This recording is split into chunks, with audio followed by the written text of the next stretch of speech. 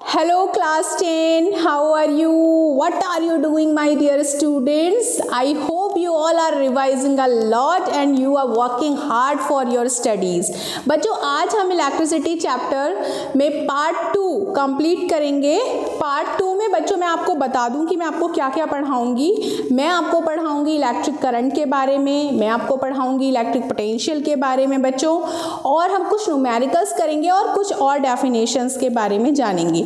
बच्चों अगर आपको इलेक्ट्रिक चार्ज के बारे में जानना है तो आप प्लीज़ मेरे चैनल पे पार्ट 1 इलेक्ट्रिसिटी टाइप करो एंड आपको जितना भी मैंने प्रीवियस कंटेंट पढ़ाया है वो सारा का सारा कंटेंट अवेलेबल हो पाएगा। तो बच्चों लास्ट टाइम मैंने आपको पढ़ाया था इलेक्ट्रिक चार्ज। इलेक्ट्रिक चार्ज के बारे में मैं थोड़ा सा आपको रिवाइज करूँगी कि हम इलेक्ट्रिक चार्ज को कैसे शो करते हैं। We show it by letter Q and बच्चों चार्ज कैलकुलेट करने का एक सिंपल सा फॉर्मूला है Q equal to NE। N का मतलब होता है यहाँ पर नंबर ऑफ इलेक्ट्रॉन्स, ठीक है। यहाँ पर N होता है बच्चों नंबर ऑफ इलेक्ट्रॉन्स, Q होता है टोटल चार्ज। भाई टोटल चार्ज कितना ट्रांसफ़र हुआ उसको हम Q से शो करते हैं, और E होता है यहाँ पर चार्ज ऑन 1 इलेक्ट्रॉन। तो चार्ज ऑन 1 इलेक्ट्रॉन जैसा कि मैंने आपको पहले बताया था कि ये होता है -1.6 इंटू 10⁻⁻19 कूलम। एक इलेक्ट्रॉन पर इतना चार्ज होता है। अब बच्चों चार्ज अगर फ्लो होगा तो करंट प्रोड्यूस होगी। हमारा अगला टॉपिक उसके हिसाब से है। हमारा टॉपिक क्या है? इलेक्ट्रिक करंट, ठीक है। तो flow of electrons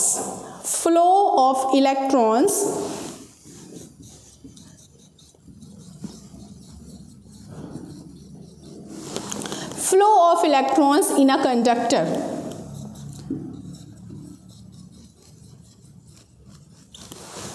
produces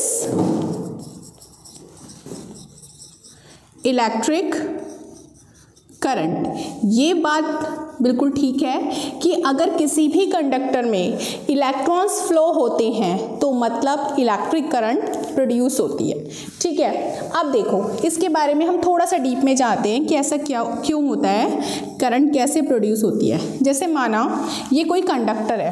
conductor means all the metal bodies like metals, जैसे कि आपका आयरन हो गया, एल्यूमिनियम हो गया, कॉपर हो गया, सिल्वर हो गया, ये सारे के सारे बहुत गुड कंडक्टर्स हैं। कंडक्टर में क्या होता है, normally they have free electrons on their surface. तो जैसे मैंने माना कि ये जो हैं ये फ्री इलेक्ट्रॉन्स हैं कंडक्टर के सरफेस पर।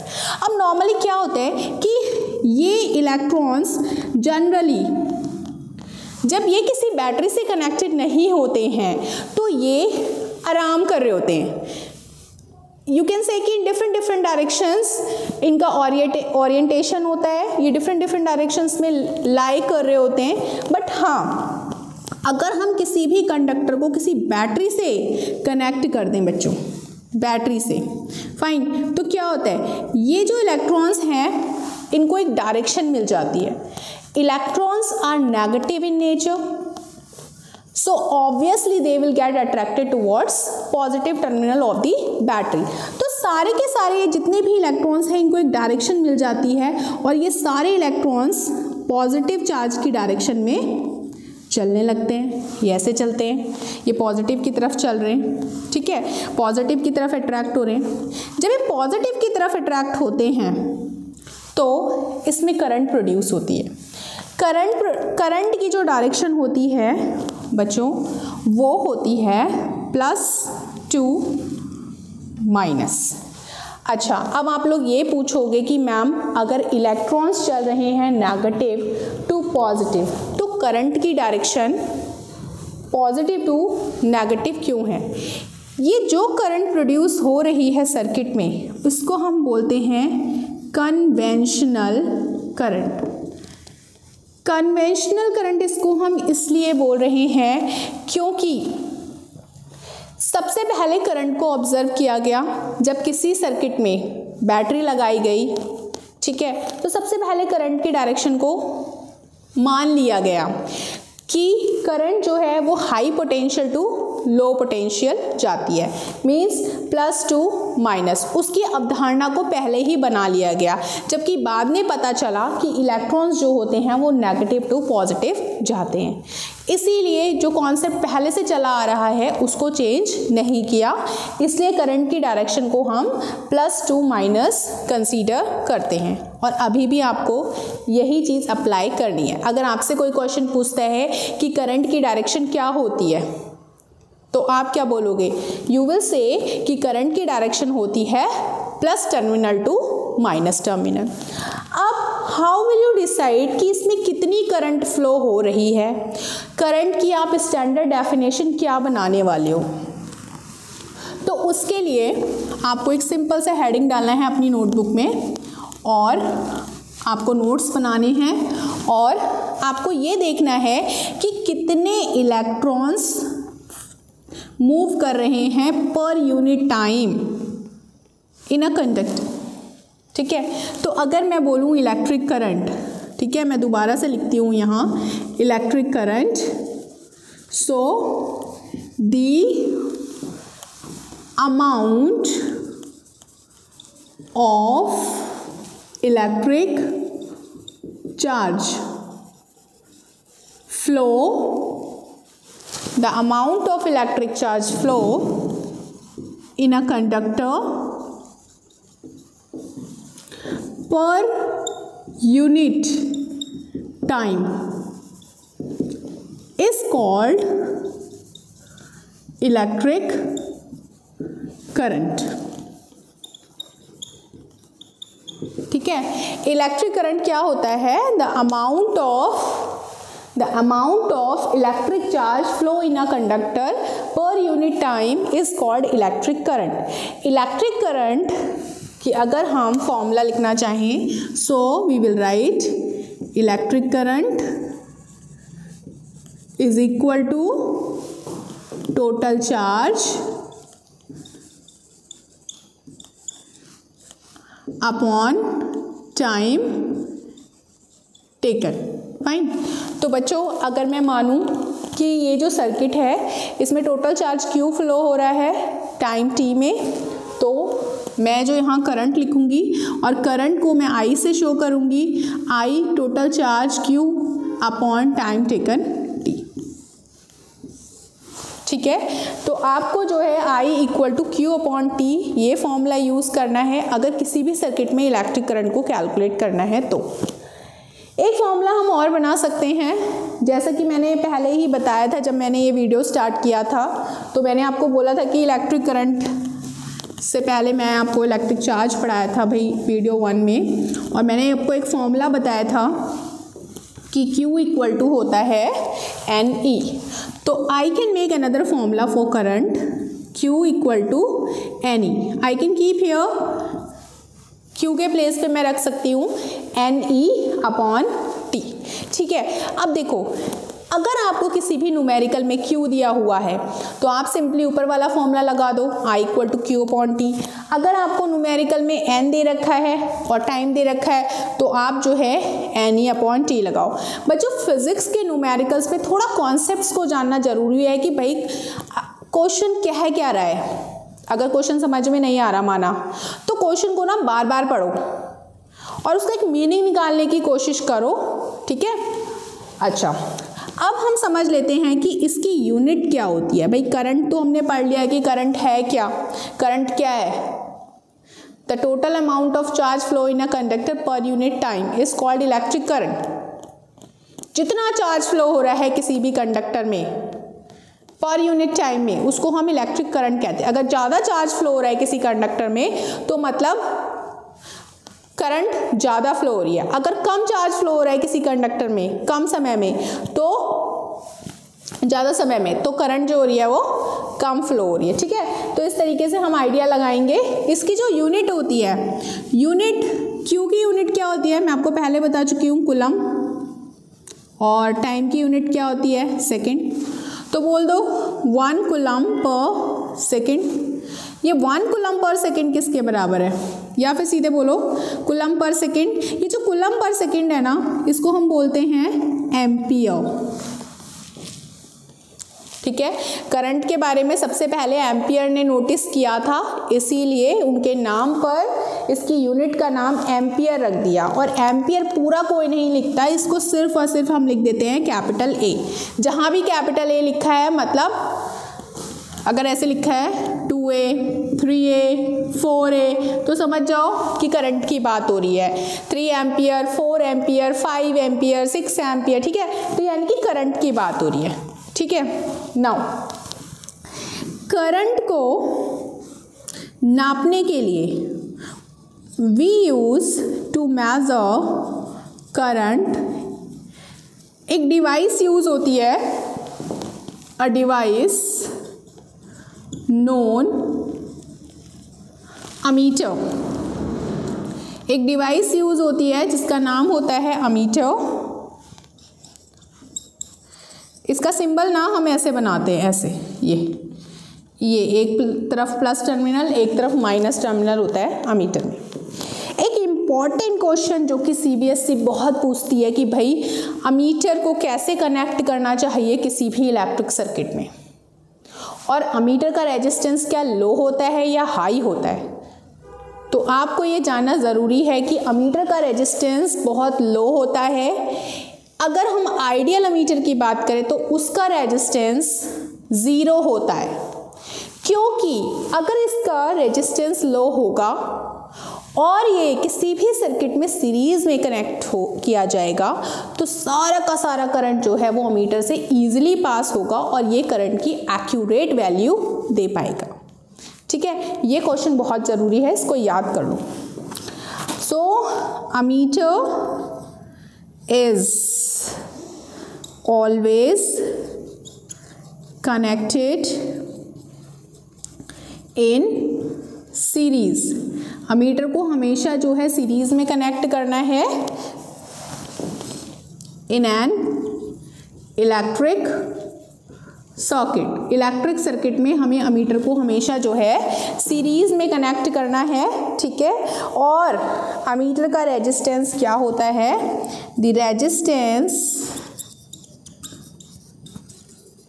Of ammeter is very low. ये सारे पॉइंट्स आप याद करो कि भाई अमीटर का रेजिस्टेंस बहुत लो होता है, अमीटर को हम कैसे कनेक्ट करते हैं और अमीटर का क्या पर्पस है किसी भी सर्किट में। ठीक है, तो ये हमको पता होना चाहिए। ओके, नाउ इतना सारा आप लोग नोट कर लो, अपनी कॉपी में इसके नोट्स बना लो भाई, नोट्स बनाने बहुत ज़रूरी है। ठीक है, अब आई होप आप लोगों ने जो है इसके नोट्स बना लिए होंगे।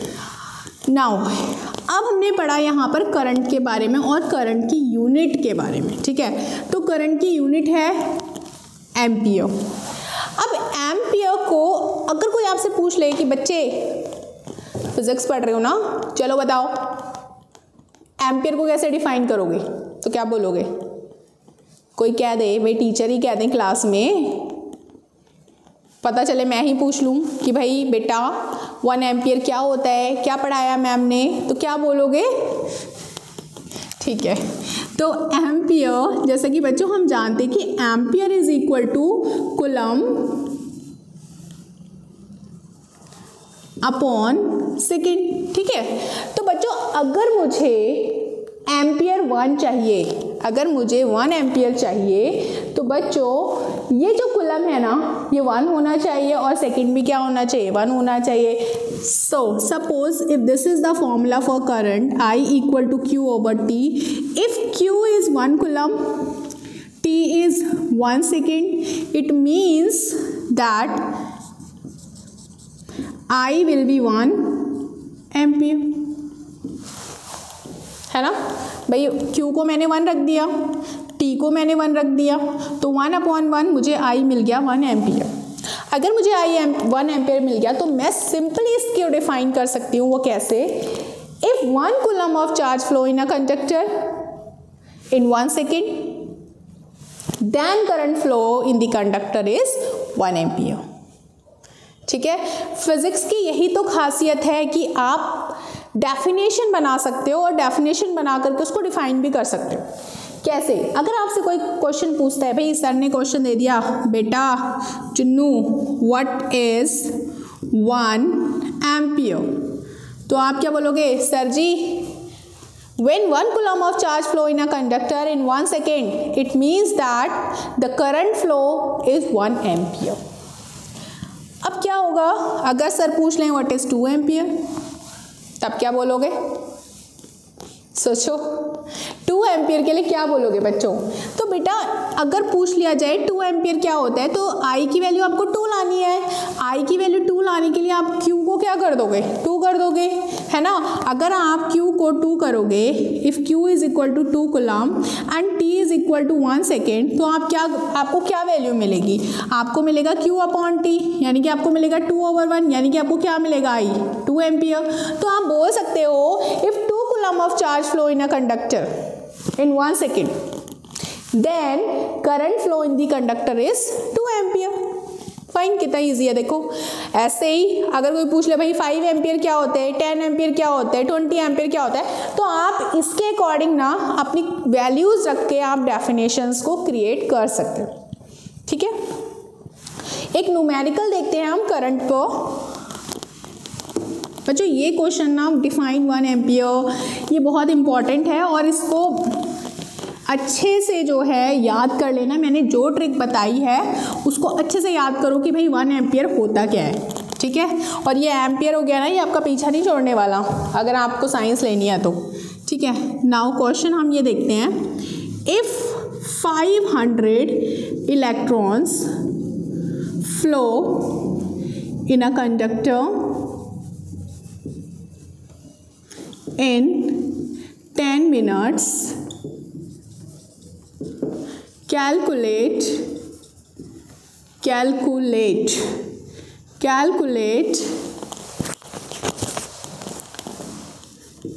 the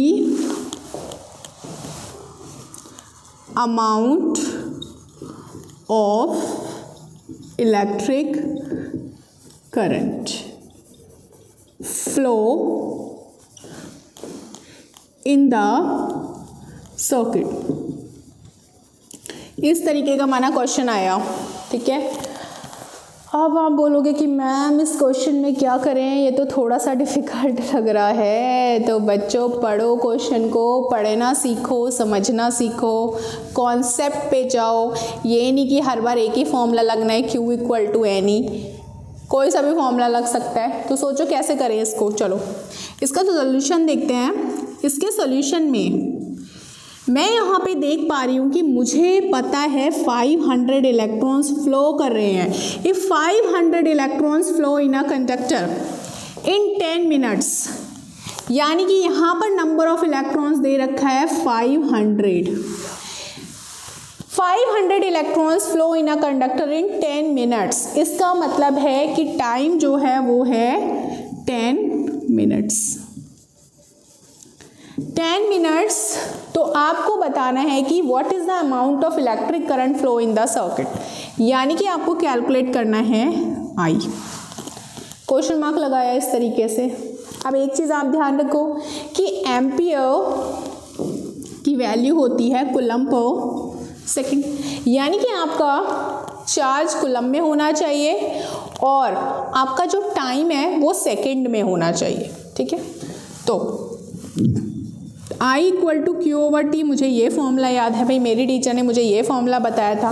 बट अगर मैं यहाँ पर वैल्यूज़ देखूँ तो मुझे तो क्यू नज़र नहीं आता कि मुझे क्यू दिया गया है। तो मैं क्या करूँगी, मैं यहाँ पर क्यू का फॉर्मूला लगा देती हूँ। क्यू इक्वल टू होता है एनी। फटाफट से मैंने ये फॉर्मूला अपने दिमाग में सोचा और मैंने क्यू की जगह पे रख दिया एनी अपॉन टी। अब एन की जो वैल्यू है वो है 500 और इलेक्ट्रॉन पे कितना चार्ज होता है 1.6 इंटू 10 टू द पावर -19 और टाइम बाई 10 मिनट्स है, तो 1 मिनट में होते हैं 60 सेकेंड, यानी कि 10 मिनट्स में होंगे 10 इंटू 60। यानी कि अगर मैं इसको सॉल्व करूं तो मुझे आता है इसे सॉल्व करना। 0 से 0 कैंसिल हो गया, मुझे आता है। अच्छा 16 5 जा क्या होता है भाई, 16 5 जा होता है मैम 80 ओके, एक डेसिमल हटा के ये हटा देते हैं, इंटू 10⁻⁻19 अपॉन होता है बच्चों 6, ठीक है। और अगर बच्चों मैं 2 से इसको कट करूँ, 2 3 जा 6, 2 4 जा 8, तो 4/3 इंटू 10⁻⁻19। अगर मैं इसको सॉल्व करूँ ना तो मुझे मिलेगा 1.33 इंटू 10⁻⁻19 एम्पियर। तो भाई आराम से सजा करके आंसर लिख देना 1.33 इंटू 10⁻⁻19 एम्पियर। इतना करंट फ्लो होगा कंडक्टर। कोई परेशानी समझ में आया? कैसे किया मैंने सोल्यूशन? आ गया होगा समझ में? आया समझ में? चलो उतार लो इसको, चेक कर लो मैम ने कैलकुलेशन कहीं गलत तो नहीं किया ना, चेक कर लेना अच्छे से, लगता है कहीं गलती है तो मुझे बता देना, ठीक है। चलो अगला क्वेश्चन देखते हैं, एक न्यूमेरिकल और देख लेते हैं। इलेक्ट्रिसिटी वाला चैप्टर थोड़ा सा ना कॉम्प्लिकेटेड आप बच्चों को इसलिए भी लगता है क्योंकि आप लोगों ने इतना न्यूमेरिकल्स कभी किए नहीं हैं फिज़िक्स में, but everything is first time, ठीक है। तो एक क्वेश्चन और करते हैं, if 5 microcoulomb charge flow in a conductor in 2 seconds, calculate current flow in it। अब देखो क्या यहाँ पर ये जो 5 माइक्रोकूलम है, क्या लिखा है इसके आगे? चार्ज, और यहाँ पर क्या लिखा है? टाइम। तो यानी कि यहाँ पर 5 माइक्रोकूलम जो है, पहले तो मैं यहाँ पे सॉल्यूशन लिख देती हूँ। तो सॉल्यूशन में हम ये सीख रहे हैं कि भाई ये तो क्यू दे रखा है, ये एन तो है नहीं, अगर एन होता तो नंबर मेंशन किया होता। तो क्यू मुझे दे रखा है 5 माइक्रोकूलम। बच्चों एक माइक्रोकूलम में 10⁻⁻6 कूलम होते हैं, ये आप नोट कर लो कहीं पर। एक माइक्रोकूलम में 10⁻⁻6 कूलम होते हैं। एक मिलीकूलम में 10⁻⁻3 कूलम होते हैं। एक नैनोकूलम में 10⁻⁻9 कूलम होते हैं। एक पिकोकूलम में 10⁻⁻12 कूलम होते हैं। ये थोड़ा सा बेसिक है, आप लोगों को पता होना चाहिए। अब क्योंकि 5 माइक्रोकूलम है तो मैं इसको चेंज कर देती हूँ -6 कूलम में, ठीक है। ओके, नेक्स्ट इज मेरे पास क्यू ये है और टाइम मुझे ऑलरेडी सेकंड्स में दे रखा है। Calculate current flow in it. Current flow करना है तो आई का फॉर्मूला होता है Q/T। अब Q की वैल्यू मैं यहाँ पे पुट करती हूँ 5 इंटू 10⁻⁻6/2। 5 को मैंने 2 से कट किया, then I will get 2.5 into 10⁻6 ampere. यानी कि आपकी जो वैल्यू है 2.5 इंटू 10⁻6 एम्पियर, या फिर बच्चों you can also right it 2.5 micro ampere. दोनों आंसर्स ठीक है, ठीक है, दोनों आंसर्स ठीक है। ओके, आंसर लिख लो, नोट कर लो।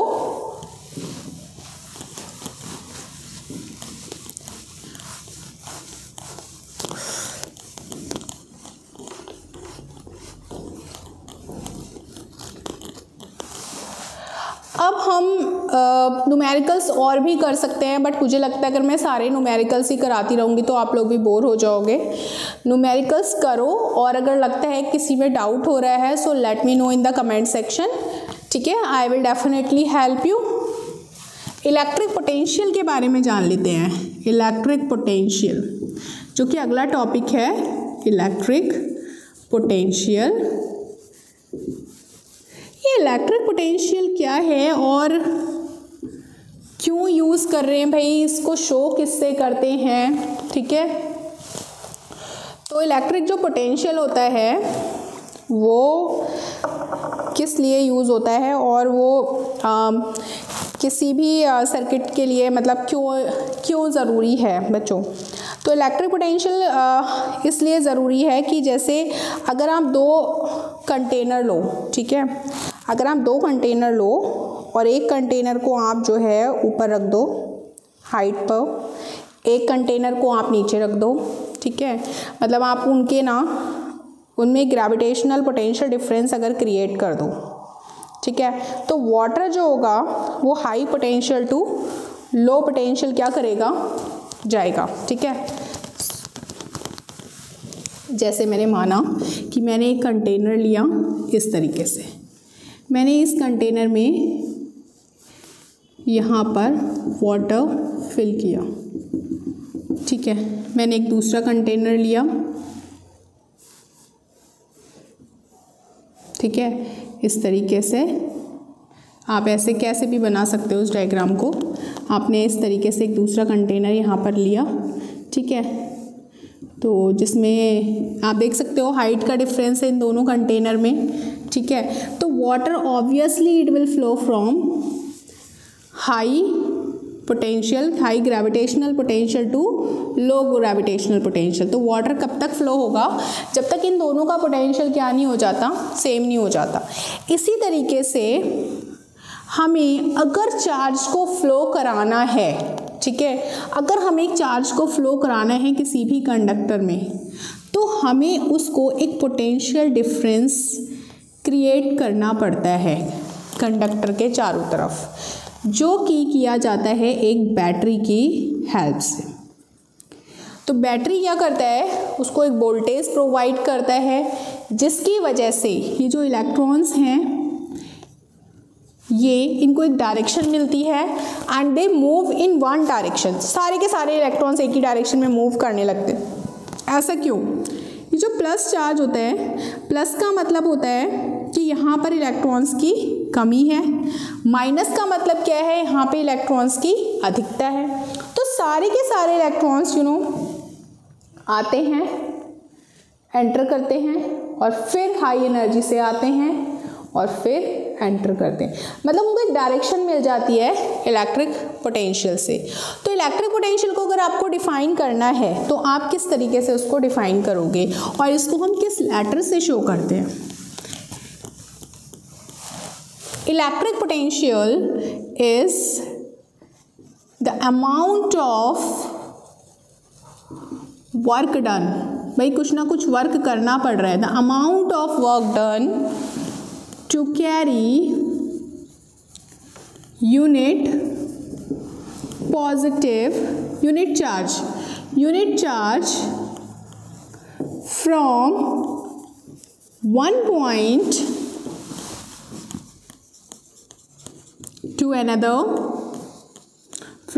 point to another in an electric circuit is called electric potential difference। ठीक है, तो ये परिभाषा आपको लिख देनी है और इलेक्ट्रिक पोटेंशियल को हम शो करते हैं V से। पहले तो मैं इसका डेफिनेशन लिख देती हूँ यहाँ पे। Electric potential is equal to work done upon charge. ठीक है, अगर हम इलेक्ट्रिक पोटेंशियल को शो करें V से तो वर्क डन को शो करेंगे W से और चार्ज को शो करेंगे Q से। ठीक है, तो ये हमारा मैथमेटिकल फॉर्मूला हो गया इलेक्ट्रिक पोटेंशियल का।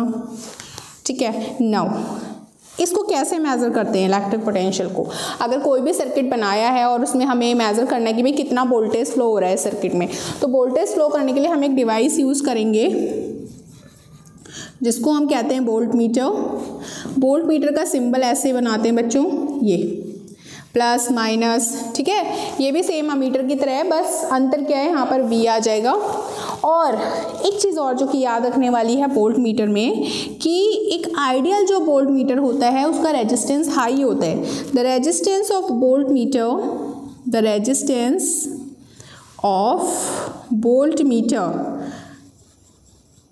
Is high. ठीक है, the resistance of volt meter is high and if it is ideal volt meter, तो इसका जो रेजिस्टेंस होगा ना वो होगा इनफाइनाइट। ठीक है, तो the resistance of volt meter is high. Reason क्या है? अगर रेजिस्टेंस हाई होगा वोल्ट मीटर का तो उससे करंट कम से कम पास होगी, और अगर उससे करंट कम पास होगी तो वो वोल्टेज की एक्यूरेट वैल्यू हमको दे पाएगा। ठीक है, इसीलिए किसी भी वोल्ट मीटर का रेजिस्टेंस हाई होता है। इवन जो आइडियल वोल्ट मीटर होता है उसका रेजिस्टेंस इनफाइनाइट होता है, ताकि उससे बिल्कुल भी करंट पास ना हो। अगर बिल्कुल भी करंट पास नहीं होगी तो वो वोल्टेज की हमें करेक्ट वैल्यू दे पाएगा। और बच्चों, हमें वोल्ट मीटर को हमेशा कनेक्ट करना चाहिए। वोल्ट मीटर को हम कनेक्ट करते हैं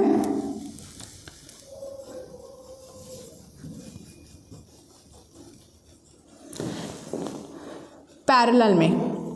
इसको हम हमेशा पैरेलल में कनेक्ट करते हैं, पैरेलल कॉम्बिनेशन में। किसी भी सर्किट में हम वोल्ट मीटर को कनेक्ट करते हैं पैरेलल कॉम्बिनेशन में। अमीटर को हम कनेक्ट करते हैं सीरीज कॉम्बिनेशन में, वोल्ट मीटर को हम कनेक्ट करते हैं पैरेलल कॉम्बिनेशन में।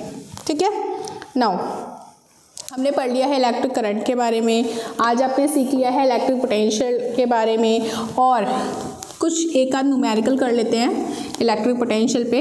अच्छा, उससे पहले मैं आपको उसका यूनिट बता देती हूँ कि इसकी यूनिट क्या होती है।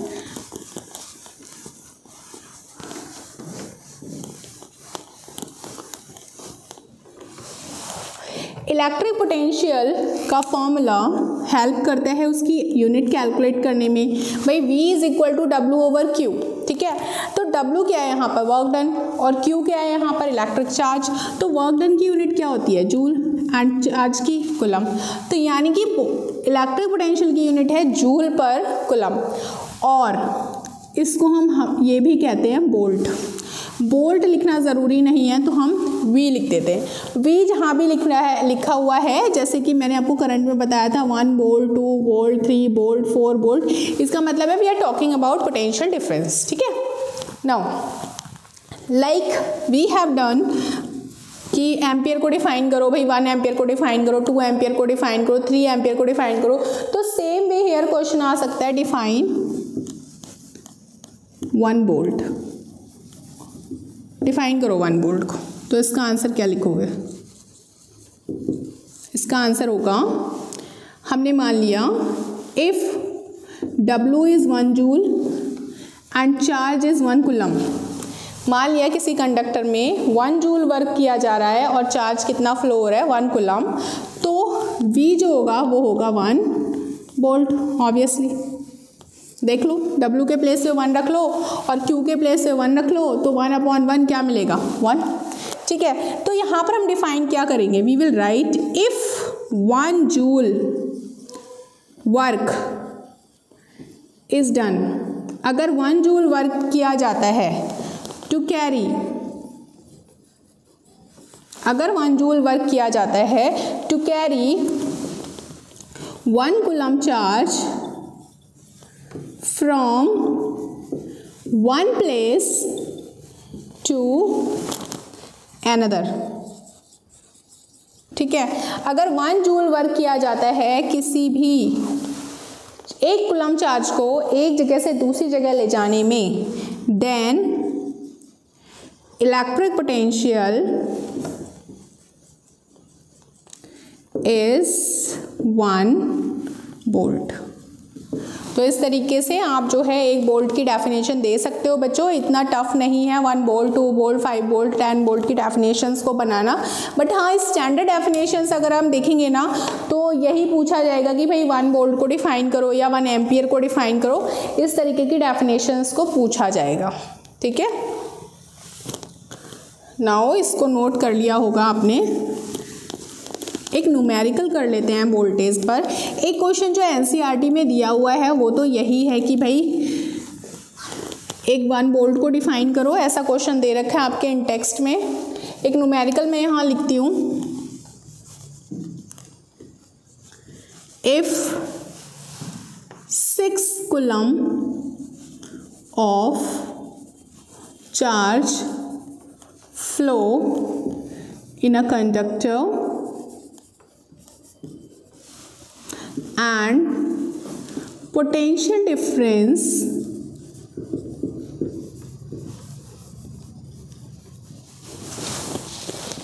between its end is 1 volt. Calculate work done. ठीक है, देखो क्वेश्चन कितना सिंपल है। अब इसको एक बार पढ़ो, और बहुत सस्पेंस क्रिएट नहीं किया जाता है इस तरीके के क्वेश्चंस में, बहुत थोड़ा सा कॉन्सेप्ट होता है और बहुत सिंपल होता है CID की तरह वर्क करना। तो सॉल्यूशन में देख लेते हैं भाई, 6 कूलम का चार्ज है। ठीक है, 6 कूलम का चार्ज है, यानी कि हमको दिया है 6 कूलम। ठीक है, पोटेंशियल डिफरेंस जो है वो हमें दे रखा है 1 वोल्ट, और हमें निकालना है W। तो क्या फॉर्मूला है, मैंने तो ये पढ़ा है, V = W/Q, है ना। तो भाई V = W/Q, it means W = VQ। ठीक है, V कितना है 1, Q कितना है 6, तो W आ गया 6 जूल। कितना सिंपल था। तो इस तरीके से और भी बहुत सारे क्वेश्चंस बन सकते हैं बच्चों, और बहुत सिंपल सा टॉपिक है ये। ठीक है, तो आप इसको उतार लो। फाइन, अब हमने ये तो पढ़ लिया भाई, करंट फ्लो हो रही है, पोटेंशियल डिफरेंस क्रिएट हो रहा है, बट करंट फ्लो होती किस में है भाई, ये भी तो जानना जरूरी है भाई। जिसमें करंट फ्लो हो रही है उसको हम कहते क्या हैं। ठीक है, तो उसको हम कहते हैं इलेक्ट्रिक सर्किट। ये इलेक्ट्रिक सर्किट क्या है, a close continuous path through which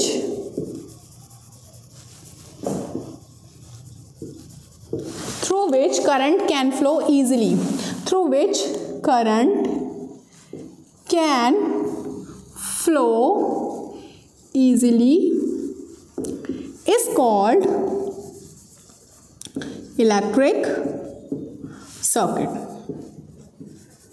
ठीक है, तो बच्चों अगर देखो, आपने कभी कभी देखा होगा कि आपके घरों में कहीं पर वायरिंग होगी, या आपके घर के बाहर कोई पोल होगा, वहाँ से लाइट आती होगी, तो कभी कभी आपने देखा होगा कि वहाँ पर ना थोड़ा स्पार्क होता है। ठीक है, स्पार्क होता है, थोड़ी सी लाइट जैसी चमक रही होती है, हल्की हल्की सी।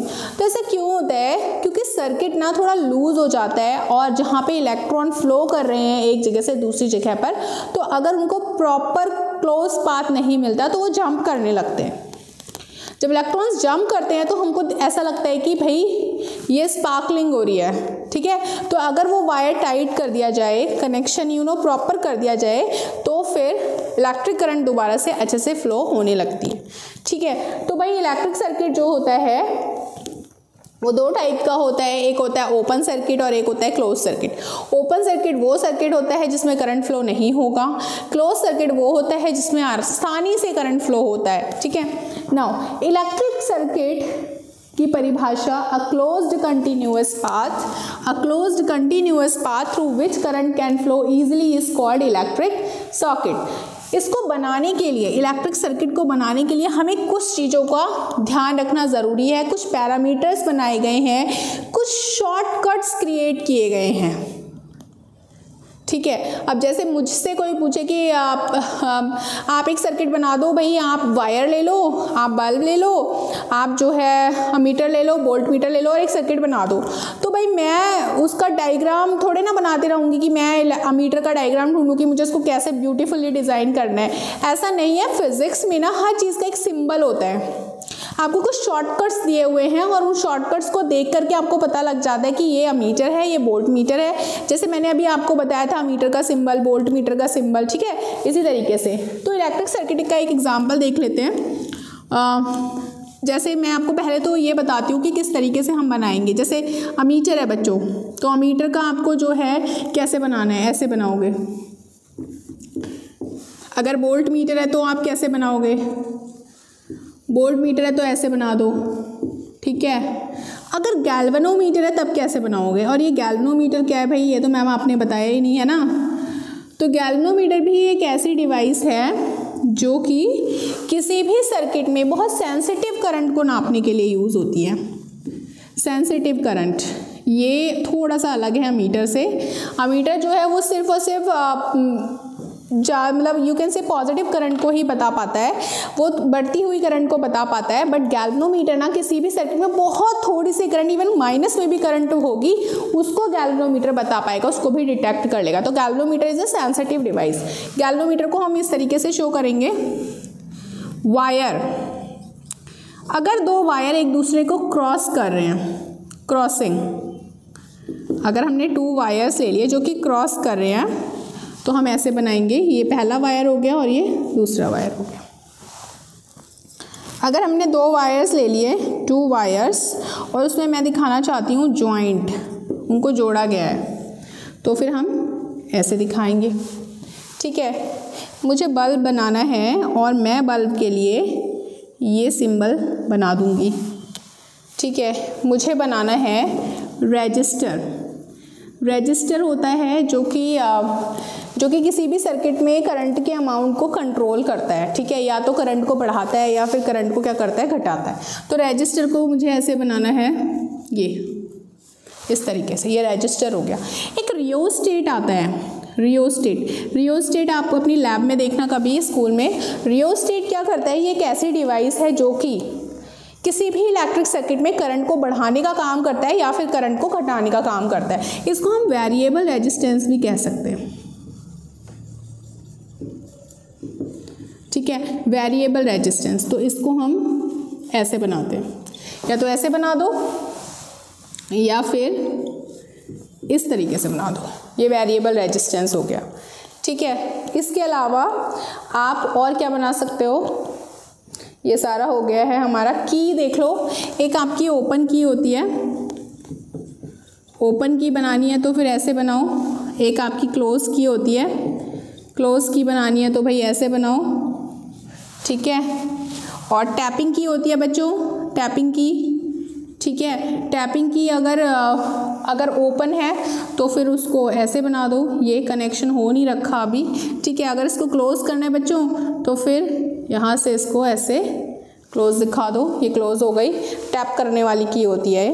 ठीक है, तो ये सारी चीज़ें आपको पता होना चाहिए। अच्छा, एक चीज़ और, ये सेल अगर मुझे बनाना है तो मैं सेल कैसे बनाऊंगी भाई, एक सेल बना रही हूँ, ये एक सेल है, ये प्लस है और ये माइनस है। बड़ा वाला जो साइन होता है वो प्लस का होता है और छोटा वाला जो साइन होता है वो माइनस का होता है। अगर मैं एक से ज़्यादा सेल्स को आपस में कनेक्शन करना चाहती हूँ तो मैं उसे बोलूँगी बैटरी। ठीक है, तो बैटरी बनाने के लिए मैंने एक सेल लिया और फिर मैंने दूसरा सेल लिया, फिर मैंने तीसरा सेल लिया, फिर मैंने चौथा सेल लिया। इस तरीके से मैं काफ़ी सारे सेल जोड़ सकती हूँ। ठीक है, बट मुझे ये ध्यान रखना है, इसका प्लस और इसका माइनस, दूसरी बैटरी का प्लस, पहली बैटरी का माइनस, तीसरी बैटरी का प्लस, सेकंड बैटरी का माइनस। इस तरीके से हमको कनेक्शन करना है बैटरी बनाने के लिए। फाइन। और अगर आपको ऐसा क्वेश्चन दे दिया है ना बच्चों कि भाई ये एक बैटरी है, इस बैटरी में एक सेल 1.5 वोल्ट का है, तो बताओ टोटल बैटरी कितने वोल्ट की है, तो आप कैसे करोगे, आप सेल काउंट कर लो भाई। 1 2 3 4 सेल हो रहे हैं और हर एक सेल 1.5 वोल्ट का है, यानी कि जो टोटल बैटरी हो गई ये 6 वोल्ट की बैटरी हो गई। ठीक है, तो इस तरीके से आप जो है इलेक्ट्रिक सिंबल, ये जो सिंबल्स हैं इलेक्ट्रिक सिंबल्स, इसको नोट कर लो, इनको बना लो, because these are very important for your physics part. आपको इनको ही प्रैक्टिस करना है, इनके थ्रू ही आपको सर्किट को पहचानना है कि भाई सर्किट में क्या क्या लगा हुआ है। ठीक है, चलो